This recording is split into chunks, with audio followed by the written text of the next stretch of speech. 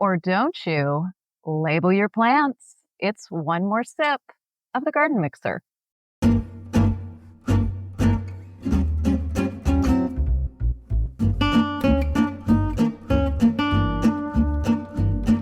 Cheers. Cheers. Do you know how badly I want to take this sip after our technology difficulties? Oh, listeners, you don't know what work we go through for you. That was a bit of a mishap on the recording end, but we got this now and we are all set. And this is a great question because I think some people have some strong feelings about this, although there can be, of course, that situation where, yes, some of my plants I label, but some of them, well, everybody knows what that is. So what's your basic answer? Yes or no? If it has to be yes or no. If it had to be yes or no, oh, that's an interesting question. I don't think I can answer that. I have to think about that one. For me, it's a yes. I do label my plants. But if you said from this point forward, Marianne, you can either not label or label, I don't know about that. It's a lot of work, right? No, I love to label my plants. Do you not know me? Have you not seen the crazy anal behavior that happens in this creature called Marianne? This is right up my alley. You could let it go and then you wouldn't have to label your plants. So I did not know that we were two sides of the fence on this. I am so not labeling any plants. No, You're not labeling at all. no. You do realize you're getting older, right? I mean, you're not gonna be able to remember these forever. Yes, but it's like 51st dates. I'll be like, what did I grow? This is amazing. I will love it once I learn about it the fourth time. It will still make me happy, maybe happier. I don't know. No, I'm just not down. I'm not down for that. And I have tried it. I mean, this is a long career in gardening. And I'm like, oh, yeah, people do that. I should do that. And then the upshot is negatory. Okay, so tell me why you don't label. Is it just effort, or is it you don't like the look, or what's it all about? Tell me, give me the true story.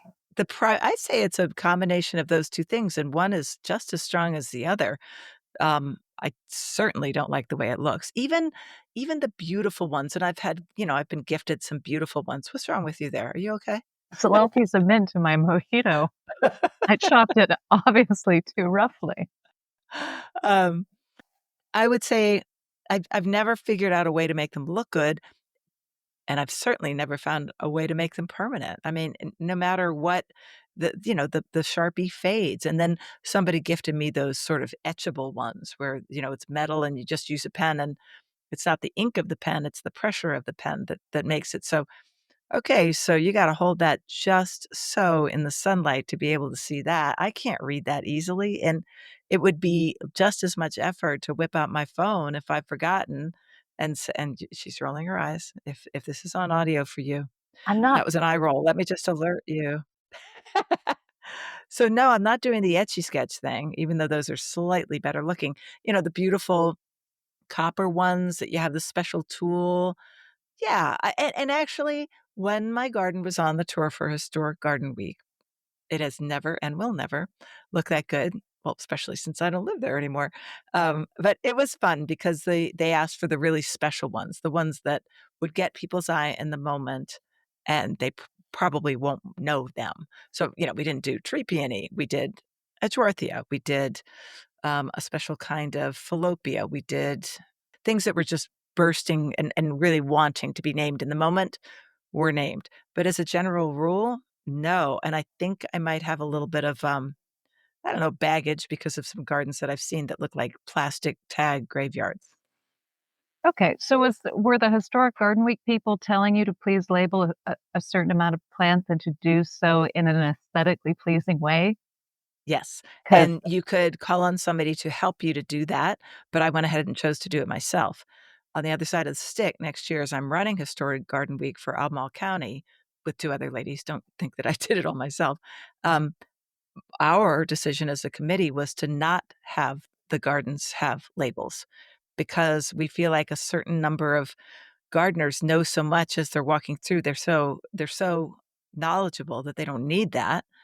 They don't care, so they don't need that. Isn't that pretty? Oh, that's so pretty. Or they have access to a telephone. and a camera to look it up later, so they don't need that. And there's a lot to do for a store garden week, so it's great to cut some corners. So are you telling people to take the labels out of their garden if they have labels in them? No, I'm telling you, it's your garden and you do I what you want. just wanna get the whole story before I pass judgment, okay? You just can't wait to pass judgment. That's what you're waiting for. I gotta come down on her so hard, I'm building evidence in my head. Oh my god, I totally am. Know you, except I didn't know you were that much into labeling. No, I don't, I wanna look at plants, I don't wanna look at bits of plastic for sure, and other. I that is not it for me. Do I appreciate a good label at a botanical garden that I have paid to enter and I'm willing I'm ready to learn? Sure. But somebody's garden, my garden, absolutely not. And somebody else's garden, I don't care. I will not pass judgment, unlike some people in the room. It's your garden, you do what you want, but I'm not doing that. No, no, I'm not doing that. Well, I'm never ever gonna pass judgment on somebody what let me Except for me. yeah. I'm not gonna pass judgment on somebody's garden that does label or doesn't label. It's just a personal preference. Absolutely. I'm maybe gonna look askance at a garden that's got a lot of little white tombstones everywhere because they really grab the eye, and passing judgment's the wrong word. I mean, I know you and I like to joke about this, but it's your garden. Do whatever the heck you wanna do in your garden. If you wanna label, label. If you don't wanna label, don't label. That is completely up to you. I think that it looks better if you're going to label to use something unobtrusive, but unobtrusive is a matter of judgment too, because there's plenty of people who might think that the labels I use are obtrusive because they can catch the light in certain situations, like when the light's on them, when it's raking from a certain way. I know that for me, if I'm taking a photo of something in my garden, I usually will take the label out if it's Oh, close up. interesting. I don't want that in there, and for artistic reasons, you don't want a big old label there. I label for a lot of different reasons, and I think almost all they're all academic reasons, really. For plants that I'm unfamiliar with that are new to me, they are to constantly reinforce that name in my head because the Mhm. more you see something, the more you remember it. And particularly because I'm a garden writer, the more you remember how to spell it, which is helpful. And damn, there's so many names out there, so many cultivar names, beyond just the genus or the genus. Sorry, we're saying genus on this podcast. That's Right, correct, you can say right? whatever you want. I think we made a decision between us that we would not switch over to the British way of saying genus. It's genus. Okay. This is a whole 'nother one more sip. All right, edit that out. It's hard to remember all those cultivars, so I do it for that reason. I do it because I'm getting older, and it's even harder to remember all of those plants I thought I'd never forget. I also do it because I have a lot of people come through my garden and wanna know what the plants are, and they might not wanna ask me. They might wanna just Why wouldn't they ask you? they don't wanna interact with me in any way, no, I'm kidding. They wanna use the self-checkout. They wanna use the self-checkout lane. So it doesn't mean that every single plant is labeled, but I also label because I know how I feel when I go into another garden and I'm suddenly interested by a plant and I instantly want the name because I want to grow that plant in my garden. And I'm sorry, your oracle of delight here does not give you exactly the name of a plant. And if the gardener is nowhere to be found, then it gives me the plant. However, all of that said, and I think I've got all my reasons. I think I've hit them all. Oh, one last one is that I do have in some places a few collections of a few things, and they're maybe a little rare or they're of the same species. Like for instance, galanthus, snowdrops. I know. I swear this is going to be the last time we talk No, galanthus. no, you don't even have to swear. It's okay. You are absolved. You're Okay, just one of those people. The galanthophile. That's who I'm I, podcasting I'm with. I'm not, but okay. Um, But I need to keep those separate. So I know otherwise it's just a one big swath of Galanthus. And I was just walking through a friend's garden, Tim Calkins' garden, on a snowdrop walk. Okay, I'm going to do it again. Uh, uh, I don't know, 4 weeks ago, February, somewhere in there. And he has far more snowdrops than I do, and they're all very well labeled because he's got to label them. Otherwise, he'd just have a mass of snowdrops too. And I mean, there's hundreds there. So I see the need for it with things like that. I came to the labels that I use because of a friend with a fantastic garden down in Carrollton, Bill and Linda Pinkham. And Linda does daylily breeding, and so she's got to keep cultivars separate, and it's Right. it's really important. And so I started using the labels that she has because every time I wanted to know a plant name in their garden, and believe me, it was a lot, they always had these beautiful little labels there, and I thought, "Ooh, I want that." So what are they like? Well, they are stainless steel. They are made in the USA. Um, they are made in Missouri, I think. Kincaid labels, and they're about an inch and a little bit wide, and or is that tall? And then about 3 inches wide. And then I'd use a Brother P touch. I know it just gets more and more anal the more you think about it. I shouldn't use the word anal, should I? That's really a bad word. I don't think I have to edit that one out. It's kinda clinical. I know, but it just sounds yucky, doesn't it? Oh, yes. Oh, yes. Okay, detail orientated? Yes. You could do that. I then sit there with the P-touch and I just put the on the clear tape, and that clear tape goes down on the label itself, and it lasts for years. I have some that have lasted in Wow. my garden for, I don't know, 8 years, 9 years, some of That's them. amazing. And That's then amazing. the terrific thing about them is because they're stainless steel, they're very, very durable. And when they become little tombstones, because that happens, plant dies, then I can take them up and soak the label off. And it's really simple. So they're very, very reusable. Uh, but they are expensive too. They're about $1 a label, and that's expensive. It is. Approximately how many labels do you have going in your garden now? And you have a big garden. A lot. Like, do you have 50? Do you have 100? Do you have 1,000? No, I don't have 1,000. There's probably about 250 or 300 labels out there, I Yeah. think, because I don't label everything I grow. I grow a lot of different plants that don't need a label necessarily. They're all over the garden or they get labeled once, but there are others that do, and I never label annuals. It's going to be a perennial, and it's going to be one that's going to be around for a while or something special. So that's what I label. But let's go back a little bit. Let's go back in time. Woo, broo, broo. Back to Marianne, with 2 children and $150,000 of student loan debt and one income and no way to put any money into labels at all. There's other ways you can do this, and I've done them all. And I've used toothpicks with scotch tape over the top, made into a little flag for my seedling things, not for the garden itself, but when I'm doing seedlings. And then you Oh, yeah, lots of choices if it's not gonna be exposed to the elements. I do find a way to ruin those ones in the seedlings. I get it all wet, and now I can't read it, and popsicle sticks, that's certainly true. yeah. They get wet and then it runs. I've used popsicle sticks.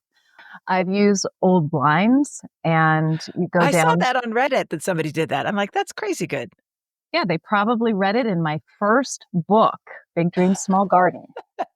Those you have to wash off because they're always constantly letting go of their plastics, probably all those forever plastics into the air. Oh, dear. Give them a wash, get them cut up, and that's a very, very cheap way to do labels. And I know a lot of plant prints who do that. And gosh, I've done a lot of things, or I just haven't labeled, and I might just do one label for 6 plants. Yeah, that type of thing. So I've done all of those different things. Also, when I was doing that sort of thing, we didn't have access to a lot of things we have access to now. So, for instance, you can go to Amazon and you can get 300 labels for $7.99, which, if you're thinking about blinds that are now at the Goodwill probably about $4, and you still got to cut them up, and you've got toddlers pulling on you and a puppy in the back, and it may be worth your time to go ahead and buy those labels and use them because I'll take. And so those are plastic bits, and do you do the P-touch with the tape and it stays, or do you do the Sharpie, the one that fades and doesn't last more than a month? No, no, no, no. Pencil. Pencil. You may think that Sharpie is the way to go with a plastic label, but it is pencil all the way. Pencil lasts, So Sharpie fades. huh, Never used pencil? okay. I mean, I've read that, but I didn't trust it, did not trust it. Oh, it's 100% true. And before I started doing it, I had the same feeling as you did, but I noticed that all of my plant nerd friends, whenever I'd get a plant from them, it was always in pencil. And yet I was continuing to do Sharpie and still looking at these labels like, what was on there 6 months ago? Why doesn't that work? We cannot be taught. No. So I've done all of that. And I really like the system I have now. It's fun to label at in evenings. Oh my God, what a sad life. Oh boy. Get out the Um, P-touch. That's yeah, so get out good. the P-touch, sitting watching, Little Miss Marple or something. How can I make this even more sad? Yeah, Miss Marple, that works. It's fun. I love going around and putting them in. I use them also for good because they can mark a plant that's dormant that I might forget that I put in. Yes, that's A very helpful. great example of this is Jeffersonia diphyllum, diphylla, The twin leaf? the twin leaf. Yes, and I always forget where that is because it's right up in my drive. My husband has driven over the label like twice, but it's still there. Like, but it's still there. And it's up, and I knew it was coming up before it came up because the label is there, and I don't. Oh, there's a Jeffersonia in here somewhere, and then forget about it. So I like it for that reason. But I am willing to argue on the opposite side too. And one thing that we didn't touch on is, you can enjoy your garden just as much by saying to yourself, "Oh, there's a hellebore," as opposed to, "There's a hellebore," proceed with, the Latin name, the cultivar name, all the things that go more than hellebore. If you just wanna say hellebore, that is okay Can with you though? Can you, Leslie? Can you enjoy it as much? yes. Well, you can't, but I can, and this is why we're different. I remember that one that I picked up last week because it still had the tag in it. That tag will be gone, and the only way that I'll be able to remember it is if I look back at our podcast, which I hope I don't do. Life goes on, right? What about what about Leslie's golden double? I mean, you got a tag. Leslie's golden, I think. I think it's Leslie's Golden, yeah. Even though it was bought by the previous owner here, I had nothing to do with it, and you burgled it, yeah. Yeah. So that's all of the things for on my side, I said all the things against. I think we're done here. I don't want our listeners to think I'm a monster Oh, no, that ship has sailed. because I totally think that a garden that doesn't have labels is a beautiful garden. Perfect example is Chanticleer. They very specifically do not do labels at Chanticleer because they want you to focus on the artistry of the garden. They have plant lists in a very discreet and beautiful place where you pull them up in each of their separate gardens. Um, and yes, it is beautiful.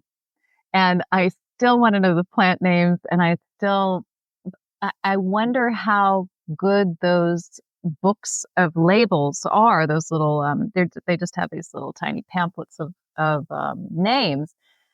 How helpful are those to people who don't have a lot of plant knowledge? Not really that helpful because they're in Latin. So I at least know what I'm looking for. Like I'm looking for a nepeta, or I'm looking for a regersea, or I know I have an idea. I'm looking for grass. Okay, then I have an idea of the genera that I'm gonna, scan the list for. So I don't know how helpful it is, but I see the artistic vision. So, okay, I'm in the minority. I doubt it. I think you represent 50% of the population of this podcast. I wonder. Okay, so that's a good point. Listeners, I think we'll put a poll on Substack. Yes, Oh, that's what yeah. we'll do. We'll put a poll on the show notes on Substack. So hopefully you are a subscriber on Substack and on YouTube and on Spotify and on Apple Podcasts, wherever you get your podcasts. And we'll put that poll on Substack and please get on there, hit the subscribe button and tell us yay or nay. Are you team Leslie or are you team Marianne on this one? And we will not take it personally. I mean, she might a little bit, but Actually, no. You're the only one who might. all right. Have we landed this plane? I think so. All right. Cheers. Cheers. One more sip. Just one more sip.